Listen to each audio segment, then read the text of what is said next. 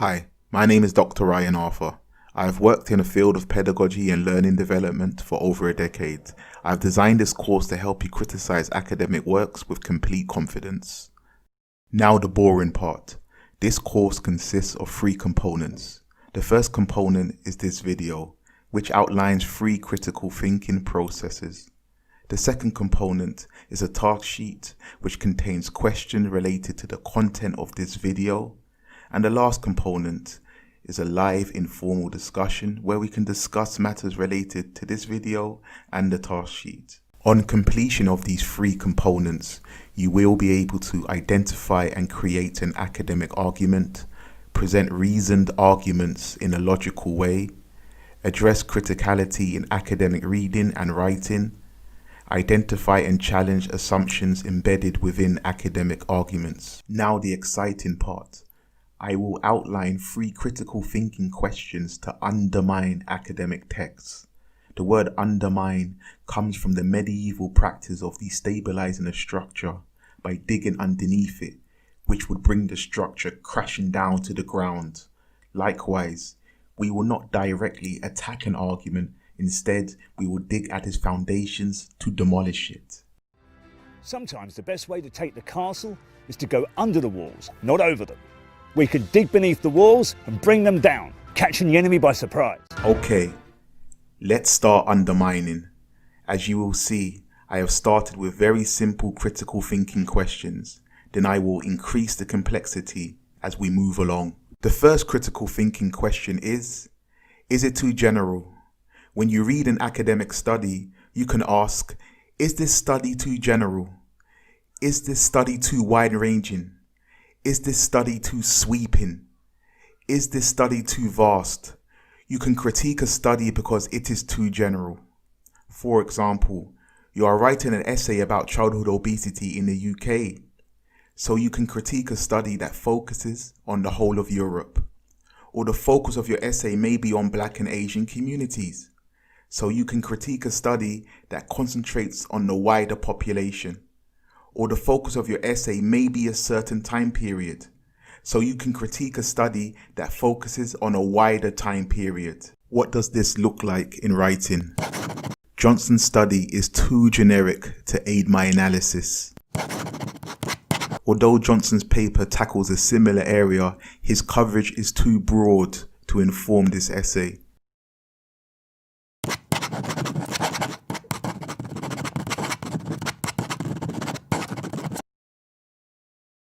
Although Johnson's paper helped with the formulation of the definition, the remainder of this study is too sweeping to aid the analysis. Look at the wording in pink. This writer has acknowledged the benefit of Johnson's study. Being critical is not just about being negative. It is also about mentioning positive aspects. However, even though there was a benefit for Johnson's study, overall, because it was too broad, because it was too general, his study did not aid the analysis.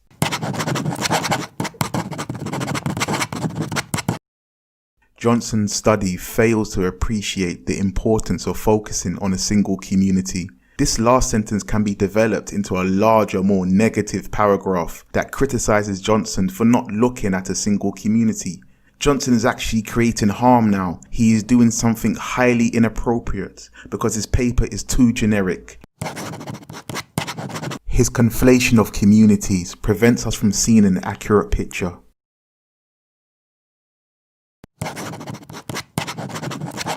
He has not taken into account recent studies that focus on smaller units.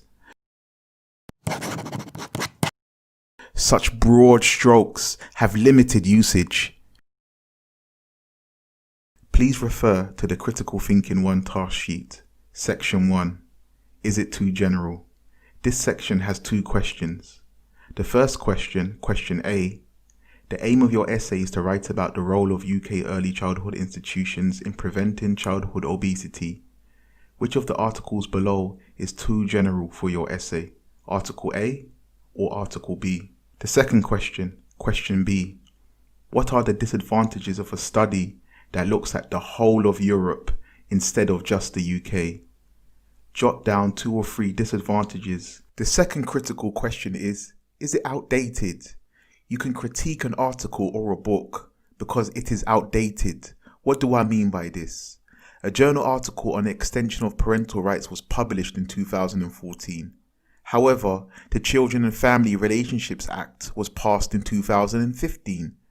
The Children and Family Relationships Act impacted the extension of parental rights from 2015 onwards. Now the 2014 article is outdated. It has lost some of its relevance. There is new information out there that this article doesn't contain. You can now critique the article because it is only partially relevant. What does this look like in writing? Johnson's analysis is limited because it was published before the Arthur Act 2019 was enacted.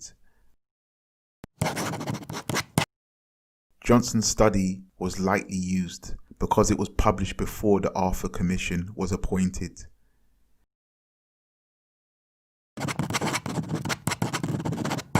Several monumental events have occurred since Johnson wrote about intersectionality.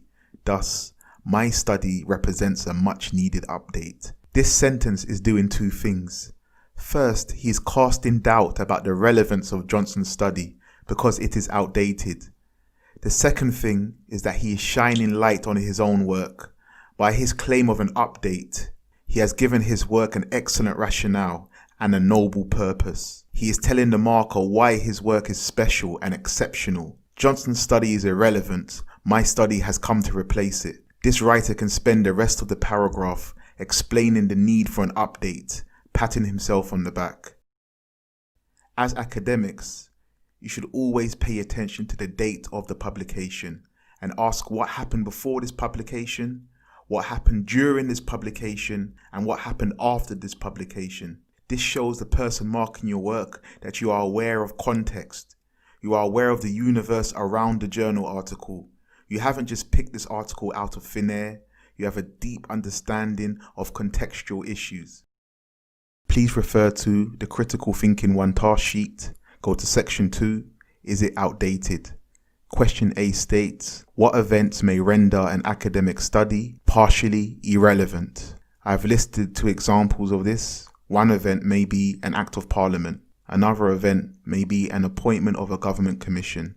Which other events may render an academic study partially irrelevant? Fill out this section with your ideas. The third and last critical question for this session is, has anything really changed? When issues are presented as new or modern, you argue that not much has changed. Nothing has changed. Nothing has changed. When someone puts forward a new theory, a new model, a new threat, a new climate, a new social ill, a new moral panic, you critique this by showing that not much has changed. There is something from the past that resembles this thing that you are calling new. There is always something from yesterday that resembles something today. An example of this type of discourse is found in the exchange between newscaster Jon Snow and social commentator Akala. Yeah, well, so a lot of the research I did, when you look at scholars like Andrew Davies, who writes books about the history of gang crime in Glasgow and Manchester, or Robert McKilwee, who's got volumes of stuff about the history of gang crime in Liverpool, what you see firstly is that this is not a new problem. Every generation pretends gang crime is a new problem. So when you look at the press reports they cite in their scholarship, it's this same sort of sense of moral panic, this unprecedented thing. When actually we've had violent teenage youth gangs for 150, 200 years, maybe even longer. And the social indicators of that violence have remained identical for almost 200 years, as have the sort of facile explanations of And those social indicators are? Poverty, domestic abuse, lack of education, so expulsion from school. So for example, almost half the people in prison today in Britain were expelled from school as children, versus just 1% in the population as a whole. Among young people, about half the young people in young offenders institutes were at some point in care growing up, versus about 1% in the population as a whole. So social indicators have remained identical. Whenever you see something being presented as new, your critical senses should be alerted. Rarely do things change overnight. Here are some examples of critical responses.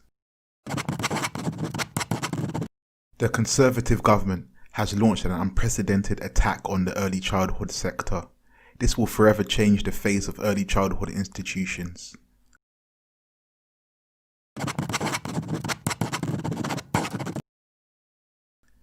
Cuts to the early childhood sector are nothing new.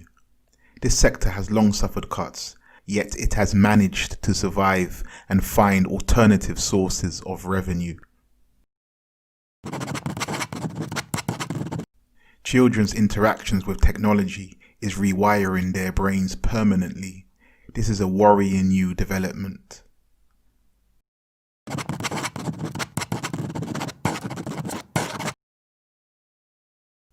Unfortunately, an abundance of misinformation on this topic has led to misplaced anxiety. Major rewiring from brain changes resulting from screen time is unlikely. Children's outcomes are the product of many different experiential and environmental factors. Essentially, what all of these responses are saying are calm down, there is an explanation for this. Refer to the Critical Thinking 1 task sheet, go to section 3, has anything really changed? Go to question A, evaluate Akala's argument. What are the strengths and weaknesses of his argument? It is always good to end with a reflection. The last section in your task sheet asks you to reflect on any techniques in the video that you feel confident using in your current assignment. If so, how will you use them? Thank you for listening to this video. I hope you have enjoyed our journey. I look forward to meeting you in our live discussion where we can discuss the topics raised in this video and your responses to the task sheet.